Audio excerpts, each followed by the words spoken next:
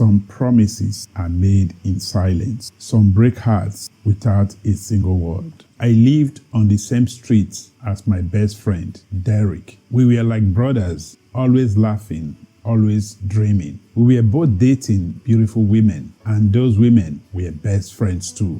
Every Wednesday night, we sat at our favorite bar. The DJs spun magic. The music was loud, but our talks were louder inside our hearts. That night, I told Derek something big. My girl got into university, I said. He smiled. That's great news. I didn't smile. She wants me to sponsor her, I added. For 4 years. But she's not my wife. She's not my responsibility. Derek looked at me and his smile disappeared. You serious? He asked. She believes in you. Why hold her back? I paused. I can't do it. Derek, I've wept already. My money is mine. Derek took a long sip from his drink. Then he said something that stayed in my mind. I already agreed to sponsor my girl all 4 years. I may not be rich, but I am investing in our future. I felt judged. You think I'm wrong? I think you need to grow up, he said. The noise around us got louder, but inside I was drowning in questions. Was I selfish? Was he foolish? Who was right? Later that night, my girlfriend showed up. She looked at me. Her eyes were full of hope. I looked back and said, no, I will support what I can, but I won't promise what I can give. She forced a small smile and walked away. Derek watched her leave. He shook his head. Sometimes the best investments don't show up on paper, he said. I didn't answer. I just walked home with a heavy heart. But what I didn't know was that the biggest decision of our lives had already been made, and neither of us saw what was coming. The next Wednesday, we went to a different bar, bigger, louder, full of neon and dancing shadows. A live band played old love songs. A woman danced high on the stage, and all around us, people drank to forget. Our girlfriends joined us. They looked like dreams dressed in colors, but dreams can sometimes be expensive. My girlfriend leaned close, her voice barely above a whisper. I don't ask for much, but please help me finish school. Just 4 years, I'll make you proud. I looked at her and I felt torn. I didn't want to lose her, but I didn't want to lose myself. I will give you what I can, I said. 300,000, but I won't lie, I can't promise more. She smiled, not with joy, but with quiet goodbye. She rose slowly, every movement measured, and whispered a quiet thank you. Then she turned and walked away, leaving a hollow silence that seemed to follow her. Derek had already given 1.4 million to his girlfriend. They had promised each other marriage. It looked like love, but to me, it looked like loss waiting to happen. We sat in the noisy bar, but inside, my soul was silent. Fake smiles, quiet ride home. That night, something shifted, and none of us were ready for what was coming. The next morning, I did something strange. I bought goats, 5 females, 1 big he-goat, 2 cows, 1 bull. Derek laughed. What are you starting, a zoo? But our thoughts were louder inside. I didn't laugh. I had a plan. Each day I woke up early. I fed them, cleaned, washed, learned. In 6 months, the goats started giving birth. I bought more goats. A year passed. I rented land, then bought a small acre. I named it Wisdom's Farm. 3 years flew like dust on wind. My farm grew. Daily I supplied the market with eggs, milk, and meat. Meanwhile, Derek's life went backward. His shelves were bare. His shop was quiet. People whispered. He used to be the big man. His girlfriend drove a brand new SUV. He drove a 29-year-old car. One night, he visited. I showed him the farm. He looked around. How did you do all this? He asked. I looked him in the eye and said, while you were giving your future away, I was planting mine. Derek's shop used to shine. Now, just empty shelves and dust. Business slow today? I asked. He nodded. People say you took my luck. I smiled gently. You know that's not true? His girlfriend. She spent like a river. Designers bags, trips, gold watches. Derek whispered. She doesn't know how hard it is to make money. That's because she never had to earn it, I replied. One day I saw his fridge empty. His home quiet, lonely. He had sold furniture just to stay afloat. You need to speak up, I told him, before there is nothing left. But he only looked at the floor. Sometimes love blinds you, and sometimes it bends. That year I did something new.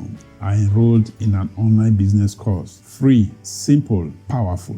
It taught me the value of time, of planning, of saying no. I read every night, learned how to price, how to save, and how to grow.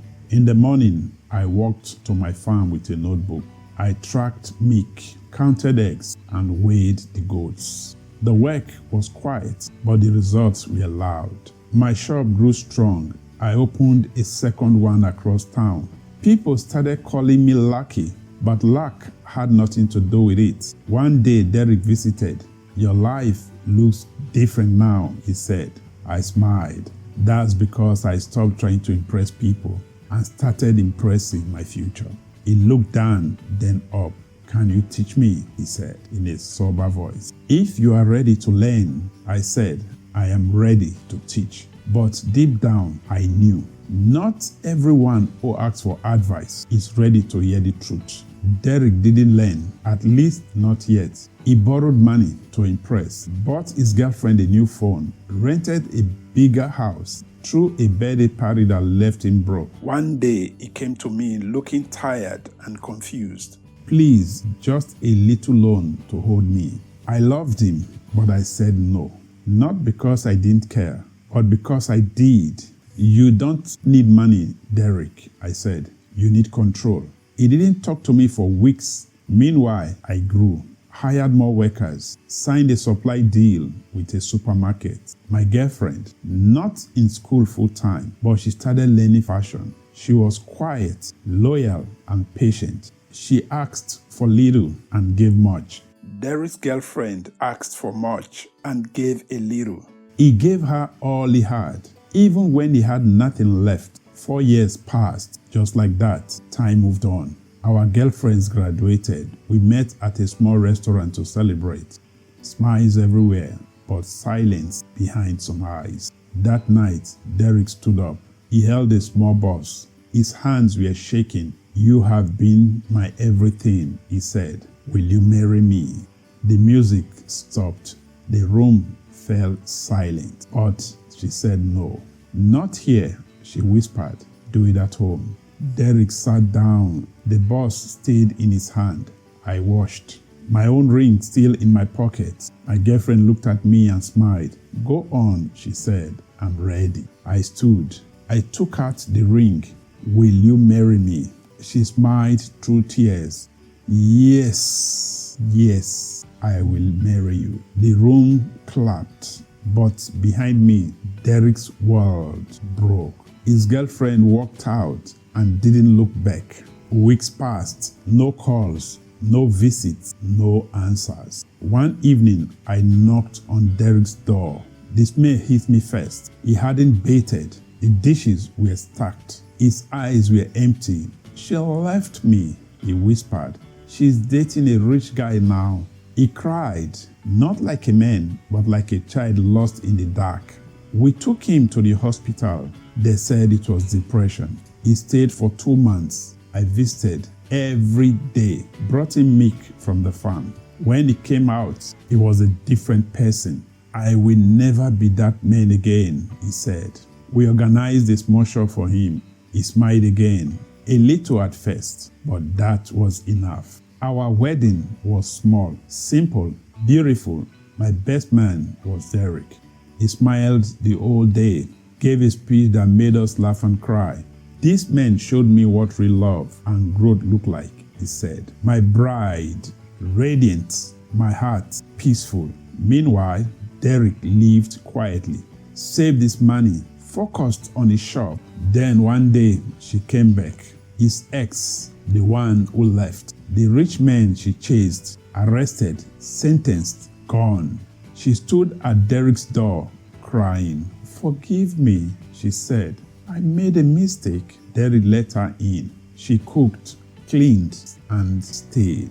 But she didn't know that Derek had married someone else in the village. His wife was staying with his parents and siblings. 4 years passed again. One morning she found a photo, a wedding photo, not theirs. "You married someone else?" she asked. Derek looked up, calm. "Yes," he said. "I married peace." She cried, begged, but Derek didn't shout, didn't fight. "I gave you my best years," he said. "You gave them to someone else." She wept bitterly, and there was no way forward. She packed her bags, walked away. Today she lives alone in a small rented flat.